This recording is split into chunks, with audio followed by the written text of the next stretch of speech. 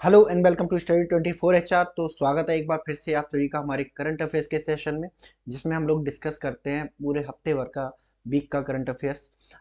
ऐसी खबरें, ऐसी न्यूज़ेज जो एग्जाम पर्सपेक्टिव से बहुत ही ज़्यादा इंपॉर्टेंट होती हैं और अक्सर एग्जाम में पूछी जाती हैं। तो चलिए जान लेते हैं क्या है 16 से 13 जनवरी के बीच ऐसा जो एग्जाम पर्सपेक्टिव से है बहुत ही ज़्यादा इंपॉर्टेंट। तो चलिए बिना देर किए हुए शुरू करते हैं।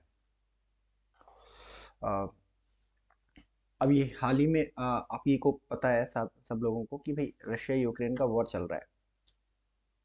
रशिया यूक्रेन का वॉर चल रहा है।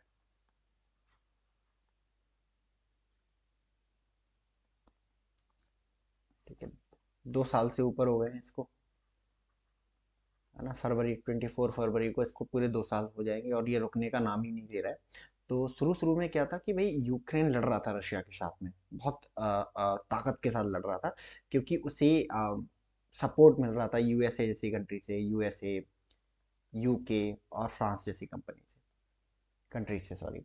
तो बाद में क्या हुआ कि भाई यूएसए इसराइल के साथ इधर गाजा में बिजी हो गया, रेड सी में बिजी हो गया यूएसए यूके, है ना। और फ्रांस ने भी इसे देख के अपने हाथ खींच लिए। उसने कहा कि भाई ठीक है, हम मोरल सपोर्ट देंगे बट आपको हथियार नहीं देंगे। तो अब फाइनली यूक्रेन क्या है कि यूक्रेन के पास हथियार खत्म हो रहे हैं, पैसों की कमी है। तो यूक्रेन चाहता है कि भाई जल्दी से जल्दी ये जो लड़ाई है वो खत्म हो जाए।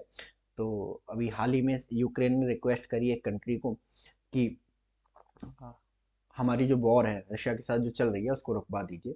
तो फाइनली उस कंट्री ने कहा है कि भाई हम आपके लिए क्या करेंगे, एक समिट ऑर्गेनाइज करेंगे, आ, जिससे क्या हो, रशिया यूक्रेन के बीच जो वॉर है वो थम जाए। तो कौन सा कंट्री है वो जिसने हाल ही में जेलेंस्की की रिक्वेस्ट पे, जेलेंस्की यानी कि यूक्रेन के प्रेसिडेंट की रिक्वेस्ट पे, है ना, अपने यहाँ पर एक पीस समिट ऑर्गेनाइज करने का वादा किया है।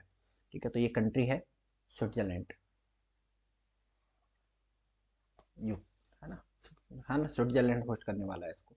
ठीक है, चलिए नेक्स्ट।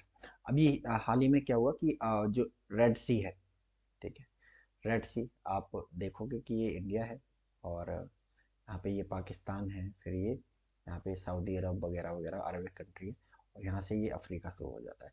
तो ये वाला जो एरिया है, ठीक है, इसको न जाना जाता है रेड सी के नाम से, है ना। तो यहाँ पे क्या हुआ कि एकदम से जो आने जाने वाले शिप्स हैं उनकी किडनैपिंग शुरू हो गई, उनकी हाईजैकिंग शुरू हो गई, और उन पर बम गिराए जाने लगे। तो बाद में पता चला ये काम कर रहे हैं हुती रेबल्स। ठीक है, तो हुती रेबल्स कौन है भाई?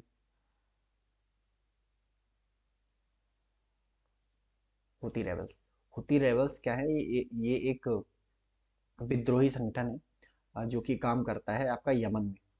यमन में काम करते हैं ये। यमन एक कंट्री है ना, एक अरेबिक कंट्री है। वहाँ पर ये काम करते हैं और वहाँ पर इन्होंने सरकार के खिलाफ विद्रोह किया हुआ है। तो इन्होंने इजराइल में अ, आपके हमास को सपोर्ट करने के लिए इन्होंने कहा कि भाई हम भी जो शिप्स हैं रेड सी एरिया में उनको हाईजैक करेंगे और वहाँ पे बॉम्बिंग करेंगे, है ना, जिससे हम बदला ले पाएँ, हम साथ दे पाएँ अपने हमास के भाइयों का जो इजराइल के खिलाफ लड़ रहे हैं। तो अभी हाल ही पे इस पर अटैक हुए, हाउती रेबल्स पे अटैक किए गए हैं, एयर स्ट्राइक की गई हैं। किन दो कंट्री ने हुती रेबल्स पर एयर स्ट्राइक किए हैं? तो ये कंट्रीज हैं यूएस एंड यूके। ठीक है, मैंने बताया था ना ऊपर, यूके यूएस तो बिजी हो गए हैं, है ना। तो यूके यूएस ने क्या करा है, इसके ऊपर स्ट्राइक करी है। तो याद रखेंगे, यूएसए और यूके वो दो कंट्री हैं जिन्होंने हूती रेबल्स के ऊपर क्या किए, बम्बार्डमेंट किए। चलिए नेक्स्ट। तो अभी हाल में एक सक्सेस और मिली दुनिया को, जब जापान ने किया मून पर सक्सेसफुली लैंड। जी हाँ, तो जापान एक और कंट्री बन गया है जिसने मून पर सक्सेसफुली लैंड कर लिया है, और ऐसा करने वाला ये सिक्स्थ कंट्री बना है, सॉरी फिफ्थ कंट्री बना है।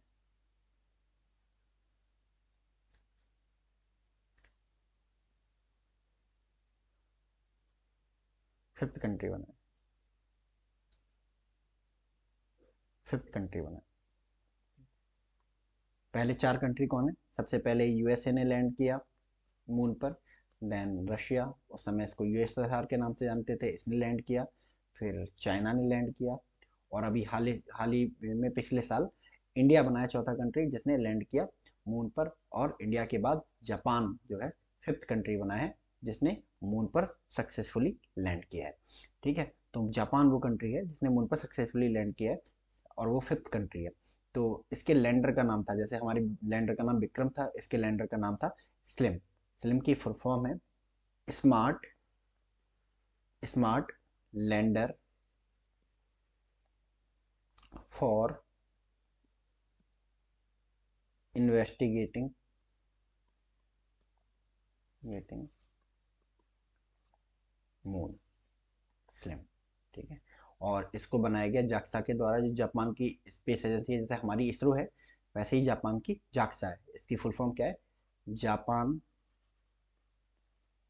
एरोस्पेस एक्सप्लोरेशन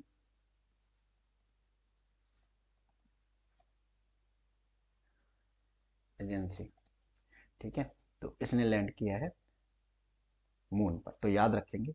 ठीक है, एग्जाम पर्सपेक्टिव से बहुत ही ज़्यादा इंपॉर्टेंट है, पूछ सकता है निम्नलिखित में से कौन सा कंट्री मून पर लैंड करने वाला दुनिया का पांचवा देश बना है? तो your answer will be Japan. ठीक है, जापान के लैंडर का नाम क्या था? Slim smart lander for investigating moon.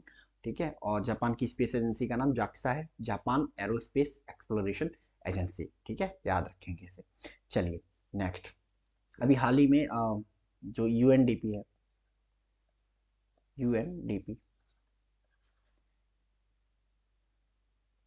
UNDP ठीक है, इसकी फुल फॉर्म है United Nation Nation Development Development Programme. ठीक है, तो इसने एक कंट्री में जो वर्ल्ड हेरिटेज साइट है उन पर क्या लगाए? सोलर पावर स्टेशन लगाए। तो कौन सी कंट्री है जिसकी वर्ल्ड हेरिटेज साइट पर, है ना, सोलर पावर स्टेशन लगाए गए हैं? तो ये कंट्री है इजिप्ट।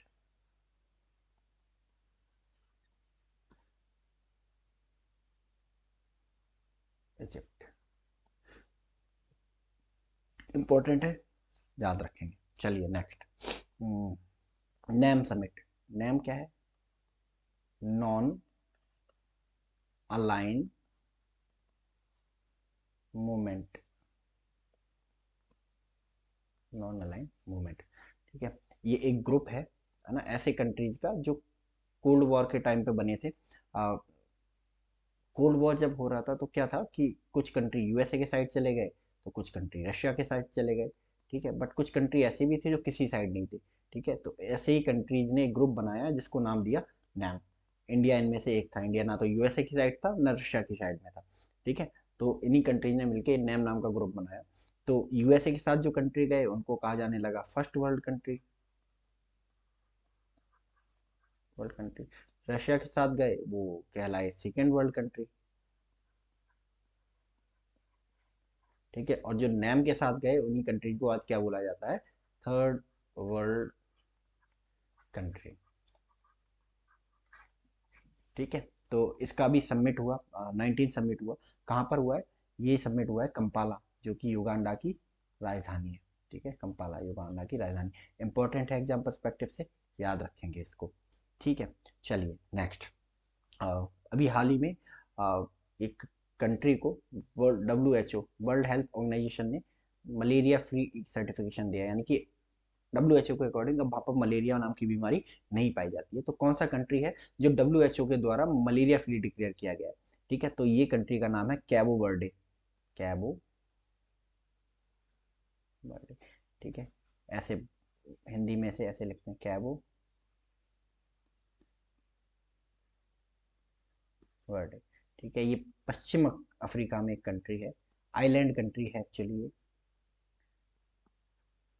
ठीक है, अगर आपने कभी मैप देखा हो तो ये कुछ ऐसे करके ये अफ्रीकन कॉन्टिनेंट है, और ये वेस्टर्न अफ्रीका है। वेस्टर्न अफ्रीका में एक छोटा सा आइलैंड है अटलांटिक महासागर में। इसी को क्या बोला बोला जाता है? कैबो वर्डे बोला जाता है। ठीक है, तो इसी कंट्री को मिला हुआ है मलेरिया फ्री सर्टिफिकेशन। ये भी इंपॉर्टेंट है एग्जाम पर्सपेक्टिव से, याद रखेंगे कि अभी हाल ही में WHO ने किसे मलेरिया, है ना, फ्री कंट्री डिक्लेयर किया है? तो कैबो वर्डे, मलेरिया फ्री सर्टिफिकेशन दिया है कैबो वर्डे। ठीक है, चलिए नेक्स्ट। अभी हाल ही में एक सीनियर इंडियन नेवी के ऑफिसर हैं, उनको अपॉइंट किया गया है कमांडेंट, ठीक है, ऑफ इंडियन नेवल एकेडमी एजिमला। ठीक है, इंडियन नेवल एकेडमी एजिमला में है।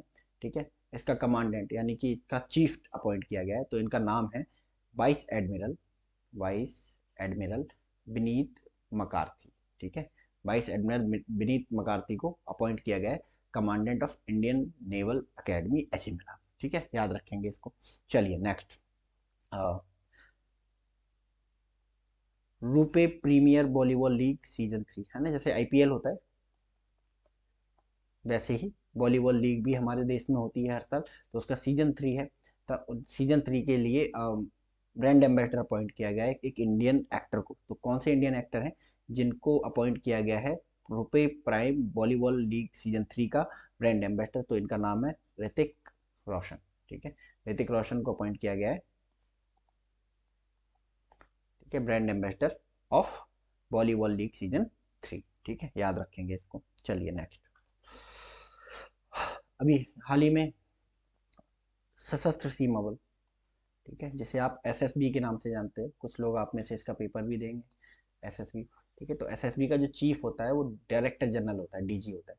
तो अभी हाल ही में एक सीनियर आईपीएस ऑफिसर हैं जिनको Director General of SSB appoint किया गया, ठीक है, क्या नाम है इनका? तो इनका नाम है दलजीत सिंह चौधरी, दलजीत सिंह चौधरी। तो दलजीत सिंह चौधरी को अपॉइंट किया गया है सशस्त्र सीमा बल का, है ना, चीफ डायरेक्टर जनरल। इंपॉर्टेंट है एग्जाम पर्सपेक्टिव से, याद रखेंगे ये, ठीक है। चलिए next, my school my pride, my school my pride, ठीक है, ये एक कैंपेन है जिसको शुरू किया गया है हिमाचल प्रदेश की गवर्नमेंट के द्वारा, ठीक है।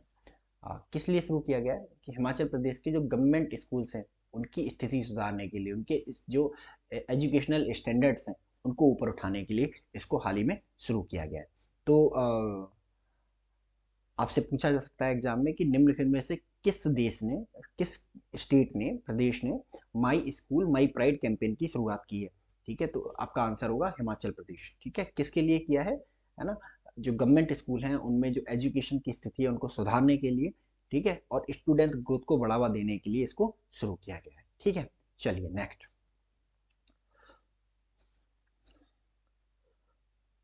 Kolkata book fair, Kolkata book fair, Kolkata book fair 47 international Kolkata book fair, अभी हाल ही में इसका आयोजन हुआ। तो बताने की जगह नहीं है, बताने की बात नहीं है कि कहाँ होगा, कोलकाता बुक फेयर की बात है तो कोलकाता में ही आयोजित होगा, ठीक है। तो ये तो कोई एग्जाम का भी विषय नहीं है कि आपसे पूछा जाए कि निम्नलिखित में से किस जगह पर कोलकाता बुक फेयर मनाया गया है ना, तो इतना बेवकूफ़ एग्जामिनर नहीं है और ना ही इतने इजी पेपर आते हैं। आपसे पूछा जाएगा कि भाई इस साल जो कोलकाता बुक फेयर हुआ था उसका थीम कंट्री कौन सा था? तो इस साल जो कोलकाता बुक फेयर है उसके थीम कंट्री के लिए रूप में यूनाइटेड किंगडम को चुना गया, यूके को चुना गया। और ये जो कोलकाता बुक फेयर है 18 से 31 जनवरी के बीच में होने वाला है, ठीक है, अभी चल रहा है प्रेजेंटली, जब मैं ये वीडियो आपके लिए रिकॉर्ड कर रहा हूँ तब ये चल रहा है, ठीक है। तो कोलकाता बुक फेयर का थीम कंट्री यूनाइटेड किंगडम, ठीक है, याद रखेंगे इसको। चलिए नेक्स्ट, मौज जुज, मौज मोह जुज, मोह जुज, ठीक है, ये क्या है?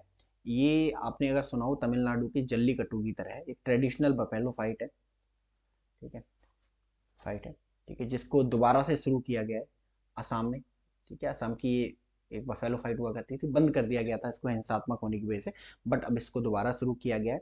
तो असम की एक बफेलो फाइट है, ठीक है, मौज, इसको अभी हाल ही में शुरू किया गया है। किस मौके पर किया गया है? बिहू फेस्टिवल, जनवरी में बिहू फेस्टिवल मनाया जाता है ना, मिड जनवरी में 14-15 के बीच में, है ना, जो हमारे यहाँ मकर संक्रांति, लोहड़ी, बिहू, है ना, ये सब फेस्टिवल एक ही टाइम पे मनाए जाते हैं। प्रदेश प्रदेश के हिसाब से इनके नाम अलग अलग हैं, बट है ना, इनका एक मोटिव एक ही होता है इनको मनाने का, ठीक है। तो जैसे हमारे यहाँ मकर संक्रांति मनाया जाता है नॉर्थ इंडिया में, वैसे ही जो ईस्ट, जो असम है वहाँ पर बिहू फेस्टिवल मनाया जाता है। तो बिहू फेस्टिवल के मौके पर इसी मोहजुज ट्रेडिशनल बफेलो फाइट को अभी हाल ही में शुरू किया गया, ठीक है। तो पूछेगा कि मोहजुज जो कि एक ट्रेडिशनल बफेलो फाइट है, ठीक है, उसको किस प्रदेश में शुरू किया गया? तो your answer will be Assam, ठीक है। चलिए, important, statue of social justice, statue of social justice, ठीक है।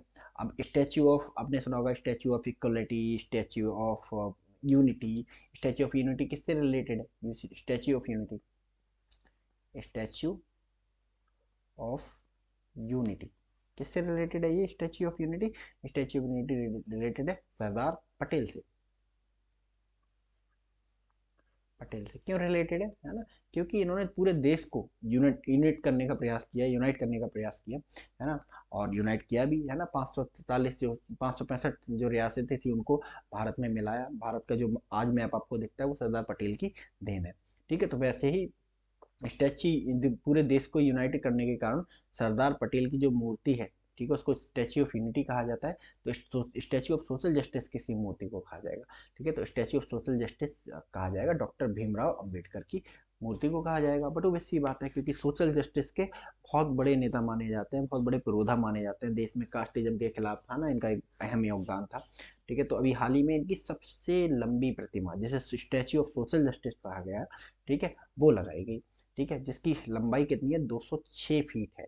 ठीक है, तो कहाँ पर लगाई गई है ये लगाई गई है विजयवाड़ा, आंध्र प्रदेश में। इंपॉर्टेंट है, एग्जाम पर्सपेक्टिव से याद रखेंगे। दो तरह से पूछ सकता है इस क्वेश्चन को। ठीक है, तीन तरह से एक्चुअली इस क्वेश्चन को पूछ सकता है कि भाई जो हाल ही में उद्घाटित की गई स्टैच्यू ऑफ सोशल जस्टिस किससे संबंधित है? तो आप आंसर दे देगा सरदार पटेल, बी आर अम्बेडकर, जवाहरलाल नेहरू। तो आपको चुनना होगा जवाहर बी आर अम्बेडकर। ठीक है, या आपसे पूछेगा हाल ही में स्थापित बी आर अम्बेडकर की सबसे लंबी प्रतिमा की ऊंचाई क्या है? तो 206 फीट है। ठीक है, इसके अलावा आपसे ये भी पूछ सकता है हाल ही में स्थापित भीमराव अंबेडकर की स्टैच्यू ऑफ सोशल जस्टिस, है ना, किस स्थान पर लगाई गई है? तो विजयवाड़ा, आंध्र प्रदेश में लगाई गई है। ठीक है, चलिए नेक्स्ट। ये भी इंपॉर्टेंट है एग्जाम पर्सपेक्टिव से काफी। ठीक है, इस बार इंडिया का जो रिपब्लिक डे है ना उसमें कुछ खास होने वाला है। खास ये होने वाला है कि एक all women tri service contingent बनाया जाएगा। मतलब आपने देखा होगा ना, सेना की टुकड़ियां मार्च करती हैं, है ना, ऐसे एक लाइन में चौकोर आकार में, स्क्वायर आकार में चलती हैं, है ना, इसी को क्या बोला जाता है? कंटिजेंट। अब इसको एक पर्सन आपने देखा होगा लीड कर रहा होता होगा, एक फौजी आगे चल रहा होता होगा, बाकी ये, है ना, यहाँ पे ढेर सारे फौजी होते होंगे। ठीक है, एक आगे चल रहा होगा, तो इसी को ये परेड को लीड करता है, ये उसी टुकड़ी को लीड करता है, कंटिजेंट को लीड करता है। तो इंडिया ने डिसाइड किया कि भाई इस बार एक ऐसी टुकड़ी बनाई जाएगी जिसमें Indian air force, Indian army, Indian navy सबकी जो होंगी महिलाएं होंगी। ठीक है, और उसको लीड करेगी एक महिला। तो वो कौन सी महिला है जो उसको लीड करने वाली है? यहाँ पर कौन चलने वाली है? तो इस बार चलने वाली है कैप्टन संध्या। ठीक है, कैप्टन संध्या इंडियन आर्मी से आती है, इनको चुना गया है इस बार India's all women tri service contingent को लीड करने के लिए। ठीक है, चलिए नेक्स्ट। खंजर। खंजर, ठीक है, बहुत चर्चा में रहा अभी हाल ही में। तो खंजर क्या है? खंजर एक जॉइंट एक्सरसाइज है, जॉइंट एक्सरसाइज है किसकी? स्पेशल फोर्सेज की। फोर्सेज की कहाँ कहाँ की स्पेशल फोर्सेज? इंडिया और किर्गिस्तान।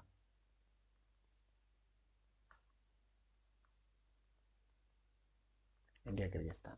ठीक है, तो इंडिया और किर्गिस्तान के बीच में होने वाली जॉइंट स्पेशल फोर्स एक्सरसाइज का नाम क्या है? खंजर है। तो अभी हाल ही में ये खंजर ऑर्गेनाइज की गई। तो खंजर क्या होती है? एक साल इंडिया में होती है, एक साल किर्गिस्तान में होती है। तो पिछले साल किर्गिस्तान में हुई थी, तो इस बार टर्न किसका था? इंडिया का था। तो ये इंडिया में इसको ऑर्गेनाइज किया गया। तो इंडिया में कहाँ पर हुई? इंडिया में बकलोह नाम की जगह है जो कि हिमाचल प्रदेश में है। ठीक है, वहाँ पर इसको ऑर्गेनाइज किया गया। और 22 जनवरी से 3 जनवरी तक अभी तक ये चल रही है ना, कंटिन्यूसली रनिंग है ना। तो खंजर याद रखेंगे। खंजर क्या है? एक जॉइंट स्पेशल फोर्स एक्सरसाइज है किसके बीच में? इंडिया और किर्गिस्तान के बीच में। ठीक है, इस साल कहाँ हो रही है ये? इस साल बकलो हिमाचल प्रदेश में हो रही है। ठीक है, और 22 जनवरी से 3 फरवरी 2024 के बीच में ये चलने वाली है। ठीक है, चलिए नेक्स्ट। ऑपरेशन सर्वशक्ति। ऑपरेशन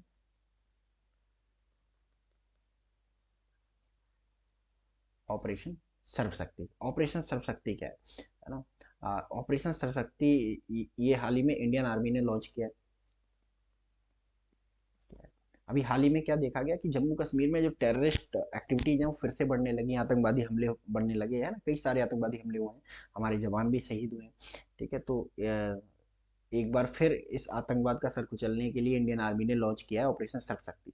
इसके तहत एक ही टारगेट दिया गया है हमारी आर्मी को, हमारे सोल्जर्स को, कि जहां भी टेररिस्ट दिखे मार दो, एलिमिनेट कर दो। ठीक है, कोई नेगोशिएशन नहीं, कोई बातचीत नहीं। ठीक है, टेररिस्ट को मारना, टेररिस्ट को हंट करना ही इसका मेन टारगेट है। तो कहाँ पर शुरू की गई है? जम्मू कश्मीर में शुरू की गई है। ठीक है, तो याद रखेंगे इसे। ऑपरेशन सर्वशक्ति क्या है? ऑपरेशन सर्वशक्ति एक इंडियन आर्मी के द्वारा चलाया जाने वाला ऑपरेशन है, जिसके तहत जम्मू कश्मीर में जितने भी आतंकवादी है ना बने हैं या आए हैं, उन सबको एलिमिनेट करना है, खत्म करना है। ठीक है, चलिए नेक्स्ट। नेक्स्ट है हमारी एक्सरसाइज अयोध्या। एक्सरसाइज अयोध्या। ठीक है, और इस इम्पोर्टेंट है साल के लिए, है ना, याद रखेंगे इसको। एक्सरसाइज अयोध्या है एक नेवल एक्सरसाइज है, किस किस के बीच में, है ना, इंडिया थाईलैंड के बीच में, और पहली बार इसको ऑर्गेनाइज किया गया है। ठीक है, और ये अयोध्या से कनेक्शन रखती है। ठीक है, अब अयोध्या से, अयोध्या कंफ्यूज मत कर लेना। अयोध्या एक शहर है, हम सभी जानते हैं, आज इसको इंट्रोड्यूस करने की जरूरत नहीं है। भगवान राम का जन्म स्थान है ना, भगवान राम की नगरी भी जाना के नाम से भी जाना जाता है, तो इंडिया में है। ठीक है, और अयोध्या ये थाईलैंड में। ठीक है, दोनों ही भगवान राम के लिए जानी मानी जाती हैं। तो इन दोनों को कनेक्ट करने के लिए एक्सरसाइज अयोध्या शुरू की गई है, ताकि है ना कल्चरल टच देने से रिलेशन और अच्छे हो जाते हैं। तो पहली बार ऑर्गेनाइज करी गई है एक्सरसाइज अयोध्या, किसके बीच में है? इंडिया और थाईलैंड के बीच में, याद रखेंगे इसे। ठीक है, चलिए अभी हाल ही में संपन्न हुआ इंडिया ओपन 2024। India open 2024।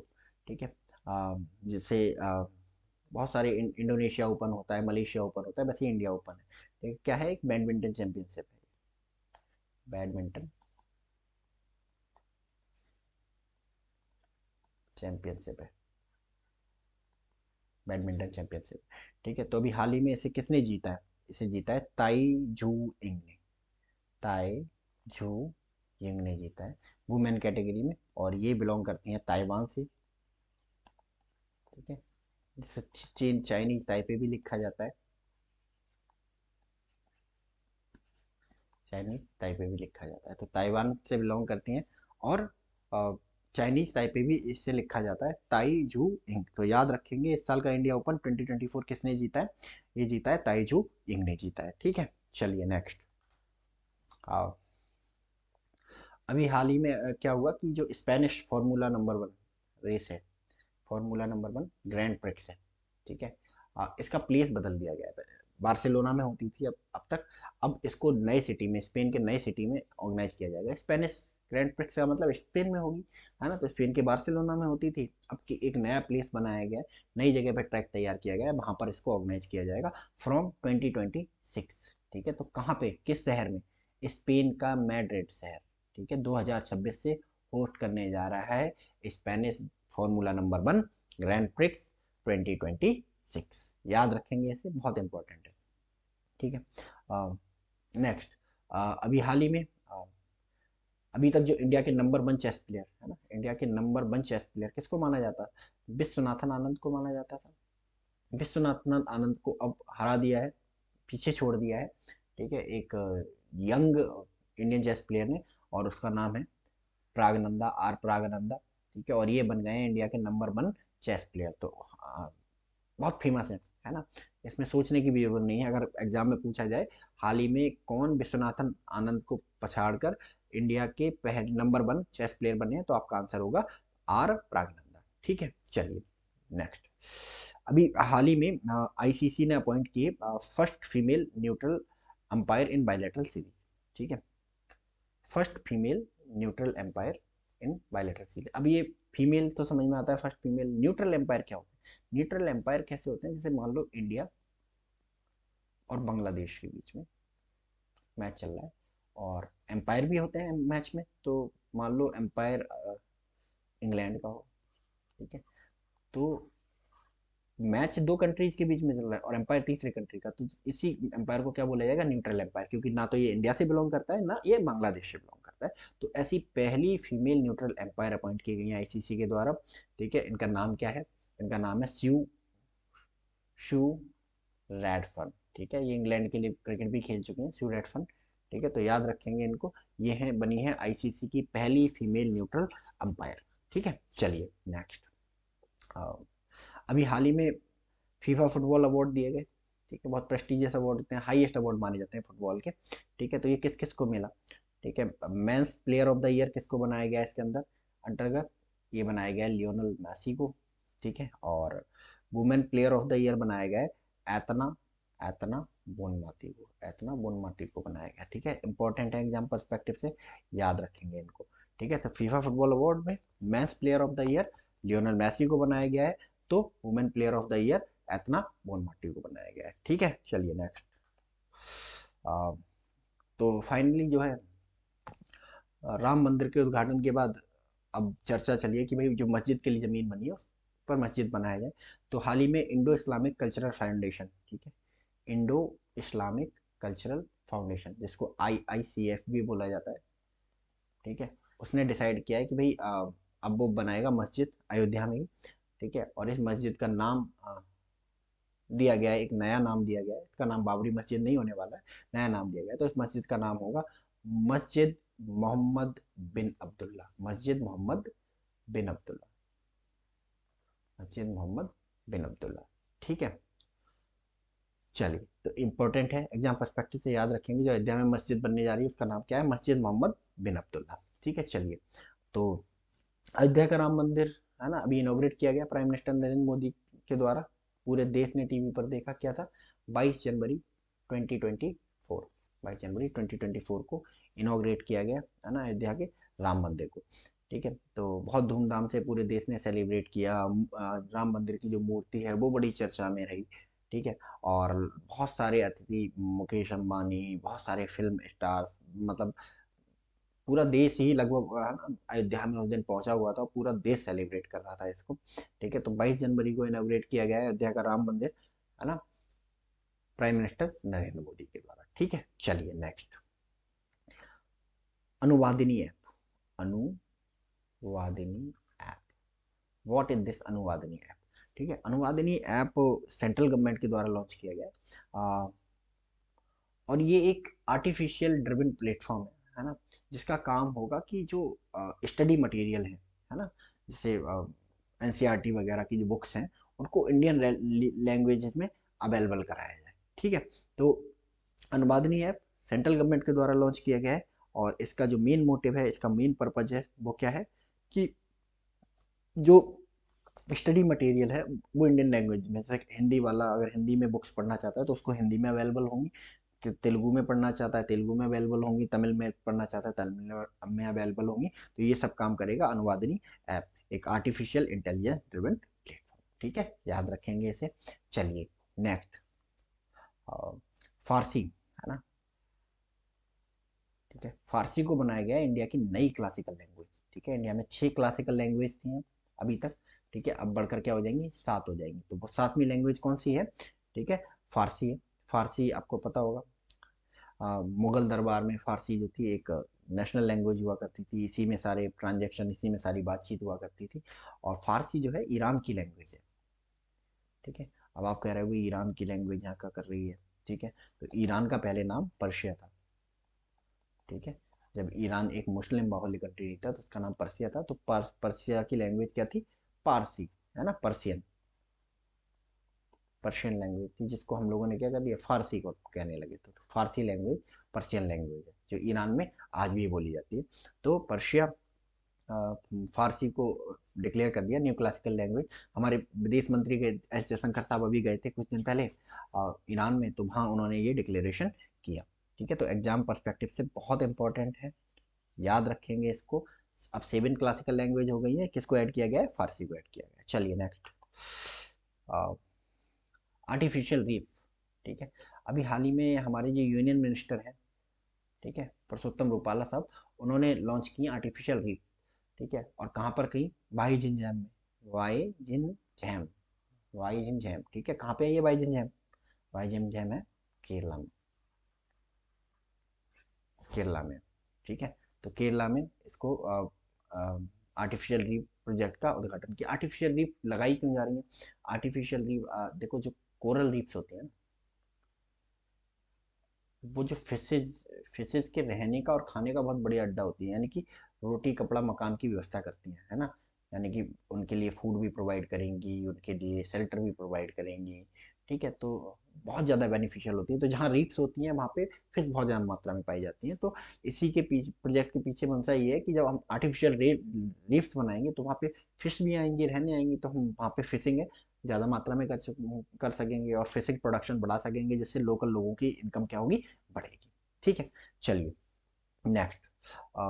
अभी हाल ही में हमारी जो मिनिस्ट्री ऑफ एजुकेशन है उसने नई गाइडलाइंस जारी करी हैं, किसके लिए, कोचिंग सेंटर्स इन इंडिया, है ना। तो कोचिंग सेंटर्स के नाम पे जैसे बहुत ज़्यादा फ्रॉड बढ़ता जा रहा था।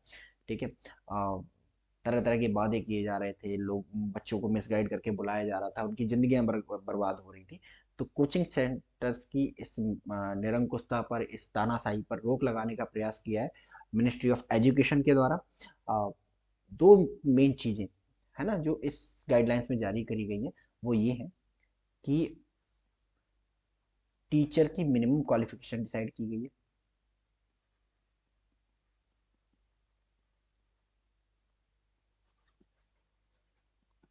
मिनिमम क्वालिफिकेशन, ठीक है, कि भाई टीचर की मिनिमम क्वालिफिकेशन कितनी होनी चाहिए। तो ये बताई गई है कि भाई ग्रेजुएट होना चाहिए, कम से कम ग्रेजुएशन होनी चाहिए, ग्रेजुएशन होनी चाहिए। इसके अलावा बच्चे की मिनिमम एज कितनी होनी चाहिए, जिसको अपने यहाँ बुलाओगे, है ना, एस्पिरेंट की minimum age,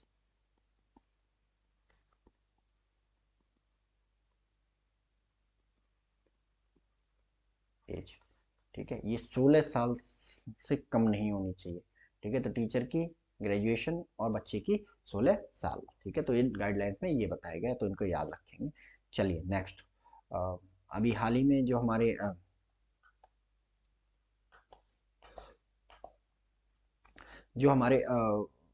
union civil aviation minister हैं, यानी कि जो वायु परिवहन मिनिस्टर हैं, ज्योतिरादित्य सिंधिया साहब। ठीक है, उन्होंने लॉन्च किया हाल ही में विंग्स इंडिया 2024। ठीक है, तो कहाँ पर लॉन्च किया है ना, क्या है ये। ठीक है, तो विंग्स इंडिया 2024 की अगर मैं बात करूँ, 2024 की अगर मैं बात करूँ, तो ये एशिया का लार्जेस्ट एक्सपो मेला है ये, जहाँ पर जहाज बिकते हैं। ठीक है, और इस साल ये होने वाला है बेगमपेट एयरपोर्ट, जो कि है हैदराबाद में। ठीक है, चलिए, तो नेक्स्ट। अयोध्या में राम मंदिर के सामने एक बिल्कुल एक चौक बनाया गया है, जिस पर बीणा रखी हुई है, सितार रखा हुआ है। ठीक है, तो उस चौक को क्या नाम दिया गया है, उसको चौक को नाम दिया गया है लता मंगेशकर चौक नाम दिया गया है। ठीक है, अभी हाल ही में डीसीबी बैंक, है ना, इसके एमडी, सीईओ, है ना, अपॉइंट किए गए। आरबीआई ने अपनी परमिशन दे दी है, तो इनका नाम है mister Achuthan Kutty DCB bank के एमडी सीईओ बने हैं नए।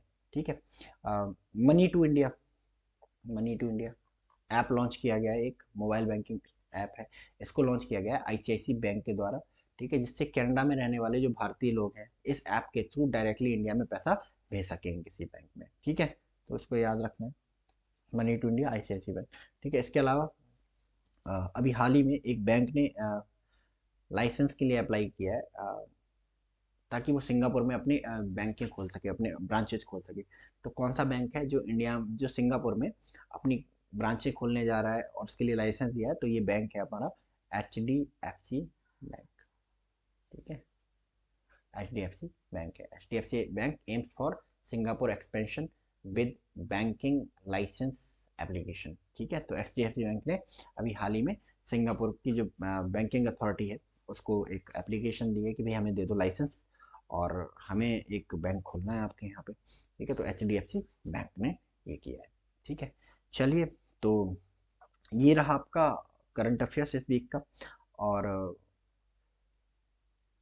अभी IBAICO, मैं आपको एक ट्रस्ट वर्दी बात बता देता हूँ कि अभी ACIO का पेपर हुआ है, और IBACO में जितना भी करंट अफेयर्स आया है, जितना भी करंट अफेयर्स आया है, 1 to 1 मैंने जितना पढ़ाया है, 100%, ऐसा नहीं कि 10 में से 8 क्वेश्चन पूछ लिए, 10 out of 10 मेरे जो मैंने पढ़ाया है वो पूछा गया है।